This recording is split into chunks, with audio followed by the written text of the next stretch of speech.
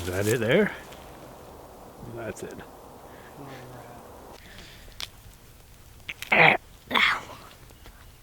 That's hard. Oh, it's meat. Caveman meat. Ow, been to a bone. No, that seriously is good. Here you go. You wouldn't want to eat this because I already took a bunch of bites out of it. But you would like it. Hopefully. Unless you're like an animal besides a human. If you're a muskrat, you'd be really scared about this video. Alright guys, I'm back up north here at Adam's property, Adam Craig Outdoors. He invited me up. He said he's got some muskrat trapping to do, and he said he got one. So I'm up here gonna go have a look at the muskrat, and he's gonna show me around his property, and he's gonna show me how he sets up for muskrat, and we're gonna do a little bit of catch and cook. We're gonna meet up with Jeremy later on, go down to the lake, do some fishing, and maybe add some more protein to the mix. But this is another one of those animals that you can get through trapping, and it's if you're a licensed trapper, you can go ahead and grab them. And anyway, Adam's going to show me around the pond, and he's going to show me his traps and how he sets up for muskrat, and we're going to grab ourselves a meal. And muskrat's not a traditionally eaten meal, but the people who have eaten them said they're pretty good, so I think we're in for a treat. Romantic paddle. Muskrat Love, isn't that a song?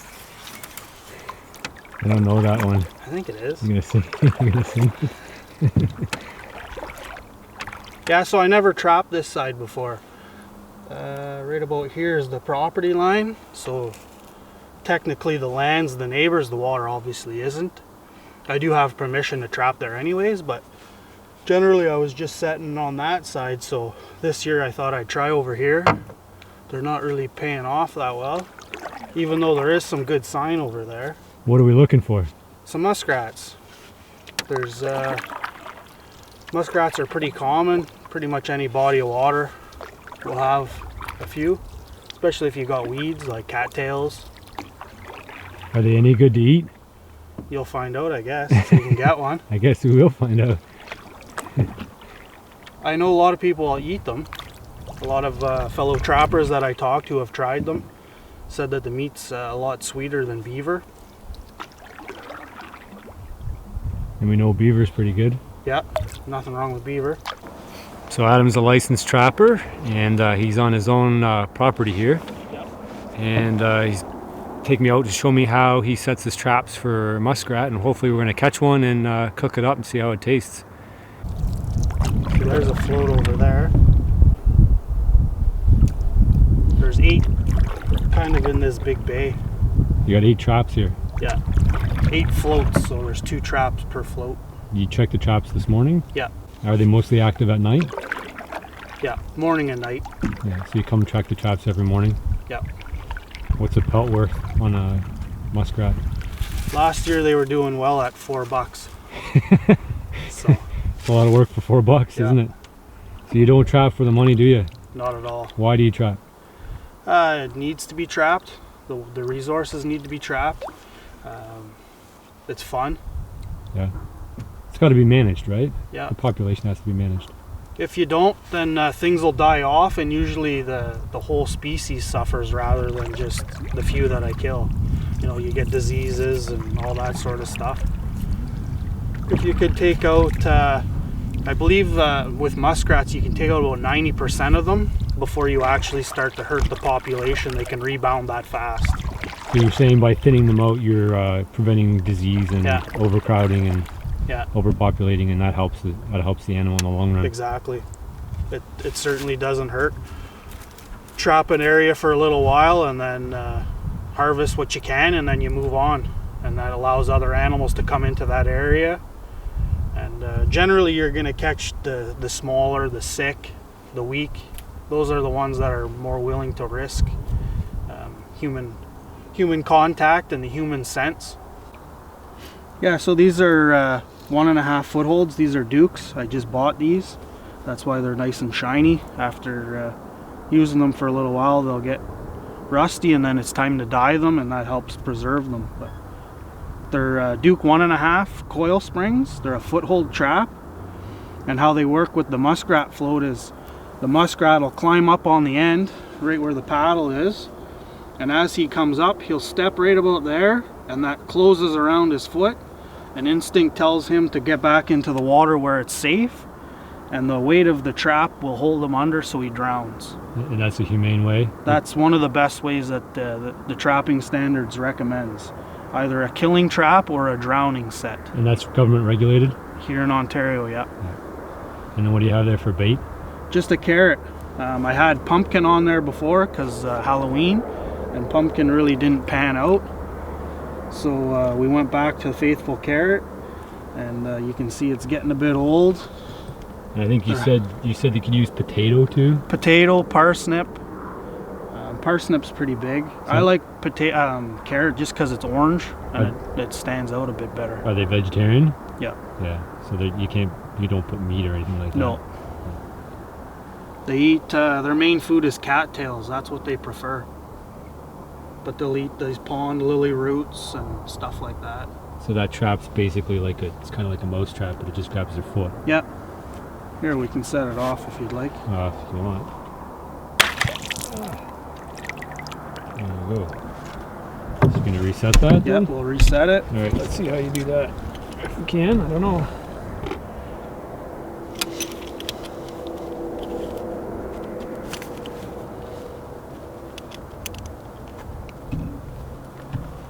Just like that.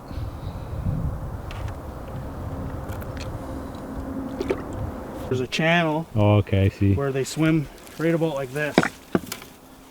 Right, so swimming underneath the channel, They up swim underneath under the this bank. log, and then they come into here. And they're living up in here somewhere. So there'd be a house down there buried in here Could somewhere. Up a little bit higher, maybe just to get up, depending on the level of the water. So it's kind of like a beaver then, like a bank beaver? Bank den, yeah. Yeah. Yeah. Cool. And you were saying there's some sign. Yeah, there's some scat right here, and down here. So they'll come up and do their business, and it helps mark their territory. You could cut out a bit of a spot there and lay your trap down on it and wire it to that tree. A lot of people do that instead of using floats. Got a little wintergreen berry. Here it tastes like Trident gum. Little berry. And the leaves taste like wintergreen.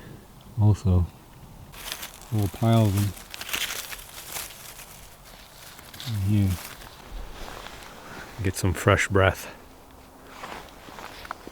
For muskrat love. Muskrat love? It's like Winona's beaver.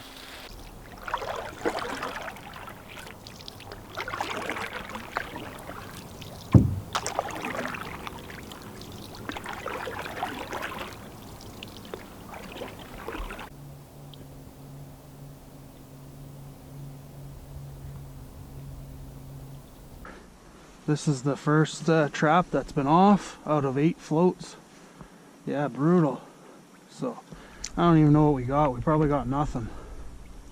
But let's see if we can get this wire here. Oh yeah, we got a rat. Decent rat too.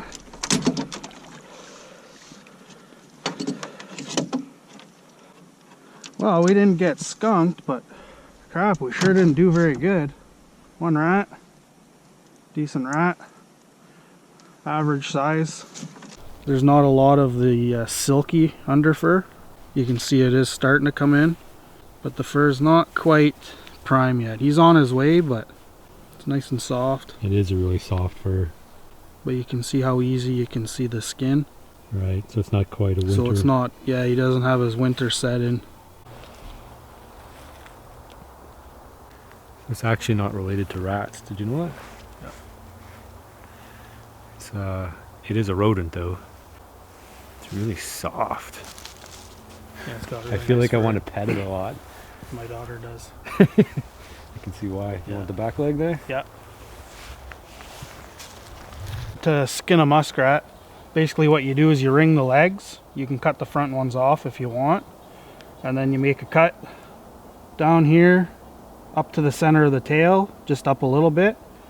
From this leg up the tail just a little bit, and that'll allow you to board it properly for the fur handling.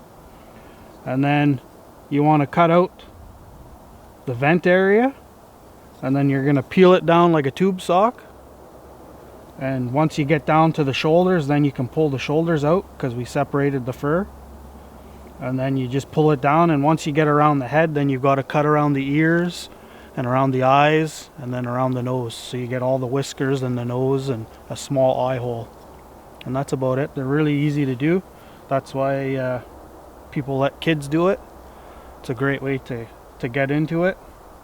And you know, the hide's not worth $20 or $30, so if they do poke a hole in it, it's not life or death. But you know, you can see the eye holes, the nose, the whiskers, the ears. That's pretty cool.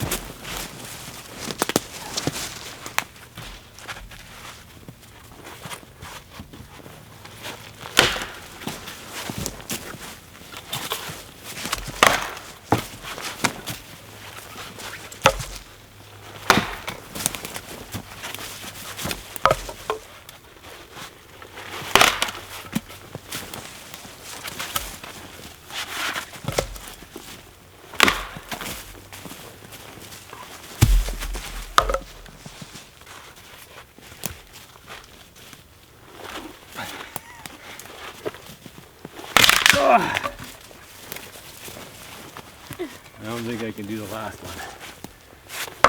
All right.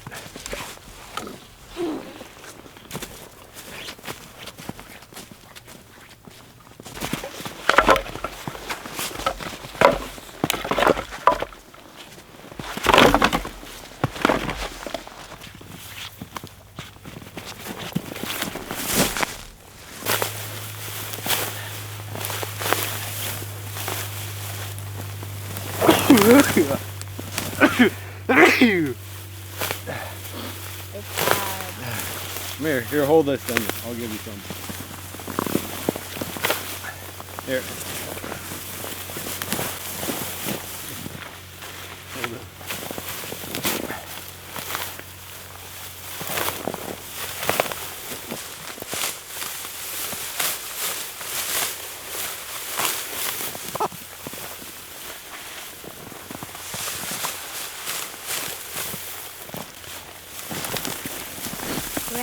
I guess I should just use the knife, huh? It's a Groma knife. Everybody always asks. Groma knives. Alright, back to the fire. So my son decided to join me. We're gonna cook up that muskrat. Let you guys know how it tastes. So just collecting all the things that we need to make a fire right now. Got a bunch of dry grass since there's not very much birch bark around here. And I've saved a cedar bark bundle from before. So that'll make a nice base. Hopefully we can get it started from that. And see, from there we got a bunch of dry hardwoods and some kindling. I'll talk a little bit more about what I've done to the muskrat to hopefully make it better. I don't think it's a bad meat to eat. A lot of people say it's pretty good. And in the effort of expanding our base of food that's available for us to eat in the wild in a wilderness setting, muskrat's one of them. They live in the same habitat that beaver do. They're aquatic, semi-aquatic animal, I guess you could say. They do spend a lot of time in the water and around the water, and they are easy to trap. You can catch them on a little piece of potato or carrot, as Adam showed before. And now we're just going to look at the preparation.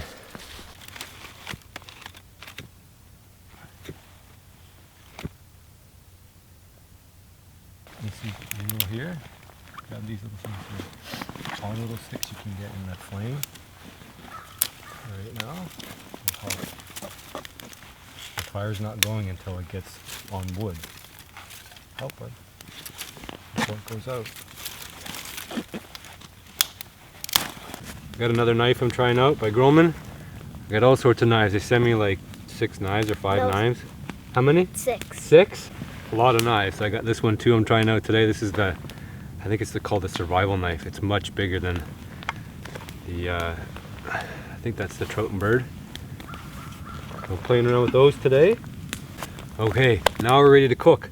So what I've done with the muskrat is I've soaked it about 4 days now in a brine, which is basically salt water.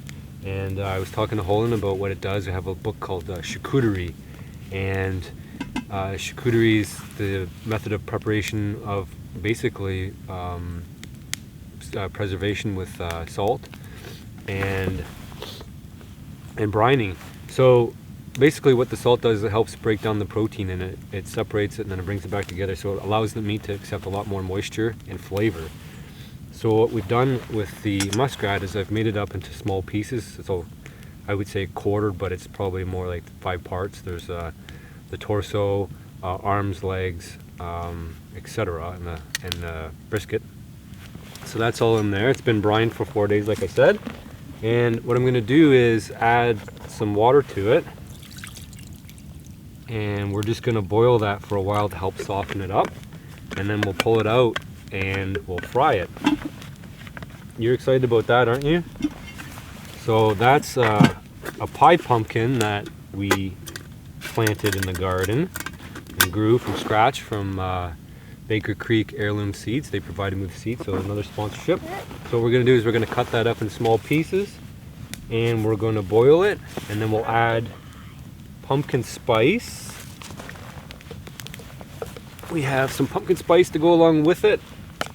Oh, I wonder what that was. Yeah, pumpkin spice. And this is maple sugar, which I also made from scratch from this very property here, from maple syrup.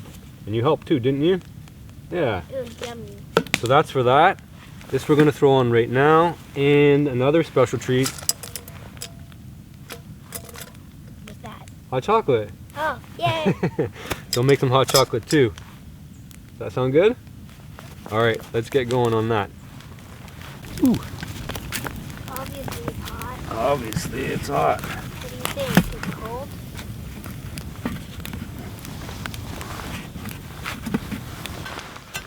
This is another knife by Groman. How many knives did they send me, buddy? 6 or 7. 6 or 7 knives. This one's got the antler bone handle. 6 knives. 6 knives. And look how well that cuts. Cut through the pumpkin. The pumpkin's dead. Should we save those seeds for next year? Let's eat them. Can you eat them? You already have enough seeds, dude. Yeah, You have probably. like 50. Like seriously. Yeah, you can grow a lot more pumpkins with all those seeds.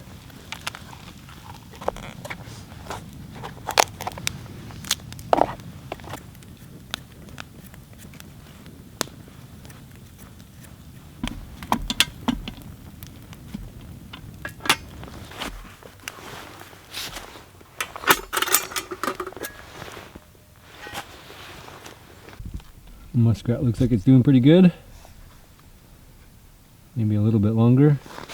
Now that the pumpkin's all soft, we're gonna add our maple sugar.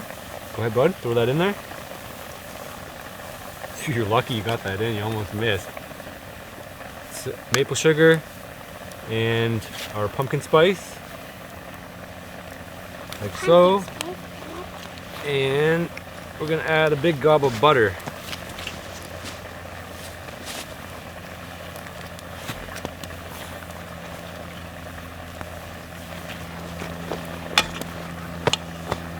Two big gobs of butter.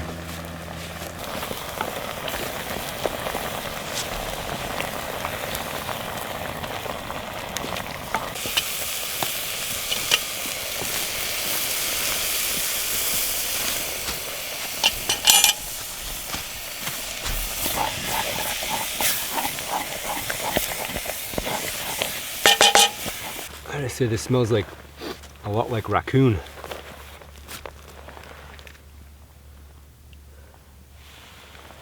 I have absolutely no cutlery either. There's a piece of muskrat. There's 2 muskrat legs. Okay, so those are 4 pieces. We're gonna try adobo on it, see how that goes. 6 pieces, not 4. 6? Because Oh yeah. 4 legs and... Good thing somebody's paying attention. And we'll fry it up in some oil and butter. We've got a real nice bed of coals here now. The pumpkin's already done, just pulled that off. It's all mashed up and now it's just baking, which is perfect. So there's a leg, and this is homemade adobo, by the way. That looks yummy. I'll throw the recipe on in the description. In the description below. So it's predictably it's not sticking too well because it's been boiled, so it's not really gonna stick super good. Let's put some olive oil here.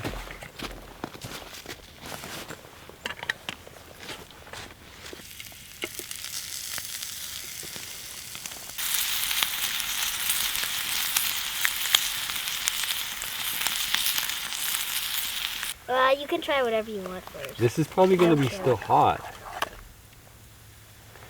I already know what this tastes like. I've had it before. It's really good.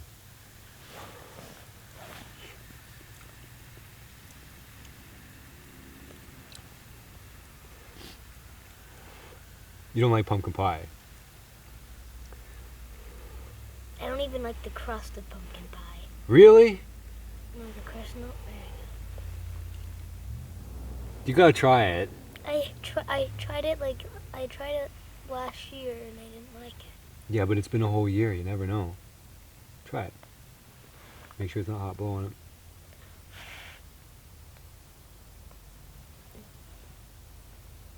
Try a bite. Fine.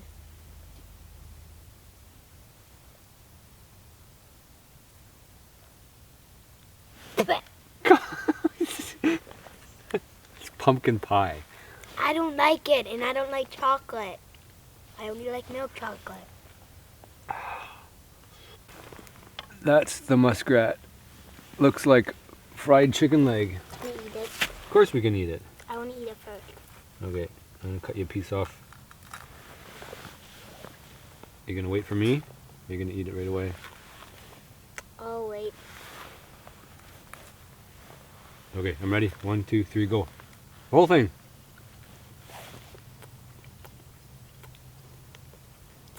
This is good. That's good. It's really good, isn't it? Mm-hmm. It's really good. It is. It's tender too. It's really good. I thought it was gonna be chewy. It kind of is. This is really good. Do you think it's as good as beaver stew? This is a different kind of good. Yeah, it's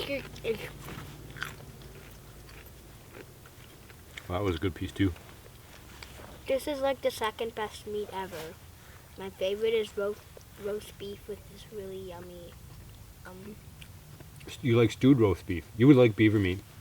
You haven't Yeah. had it yet. I don't know. You like beaver meat. You pass me like a whole. Can you plate. have some? Yeah. Yeah. Can I like just pass me like a whole wing and then I'll eat it off? Like, If that's not proof that muskrat is good, cooked the way it did, boiled, what do we do? Brined it. You want this or what? Brined it? Alright. We brined it for about 3 or 4 days. That was kind of an accident. I wasn't planning on doing it that long. But life got in the way. We brined it, and then boiled it, and then seasoned it, and fried it in oil. And it's good, right? it's great. It's great? Wow, there you go, guys. It's not good, it's great. Probably not. So Baker Creek Heirloom Seeds sponsored the pumpkin. Groman Knives sponsored my knives. I sponsored Holden, my son. He likes muskrat meat. So muskrat's edible, guys. Obviously. Why would it not be edible? Palatable. Yeah, palatable. Alright, stay tuned for the next adventure. Subscribe or not, I don't care. Cheers. Should they subscribe? And please don't do boo. Yeah, don't do the boos. We like the yays. Yays, no boos. Yays. You should try this. You should try muskrat meat. It's really good. That's hard. Well, it's meat. Caveman meat. Ow. Been to a bone.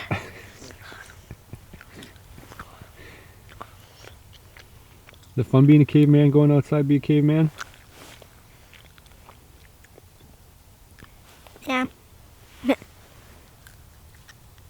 Maybe when you're a bit older you'll appreciate being a caveman. Well, right now I'm a cave boy, not a man. That's right. One day you'll be a caveman like your dad. It's good, right? We're not just saying that? No, that seriously is good. Is that your that's your second favorite meat? Behind roast beef. You will like beaver meat. I'll have to give you some beaver meat one time. I want beaver meat. Beaver meat. Here you go. You wouldn't want to eat this because I already took a bunch of bites out of it. But you would like it. Hopefully. Unless you're like an animal besides a human. If you're a muskrat, you'd be really scared about this video. Didn't want to waste all that extra pumpkin, so what I did was I blended it all up. Added 4 eggs, and then I baked it for 425 for 15 minutes, and then I dropped it down to 375 for half an hour. And it's on parchment paper here, and I turned it into a crustless pumpkin pie. I could probably add some vanilla to it, but the pumpkin spice and the maple sugar, you can use brown sugar or white sugar, that makes a pumpkin pie. Crustless too. And it's great. Yummy.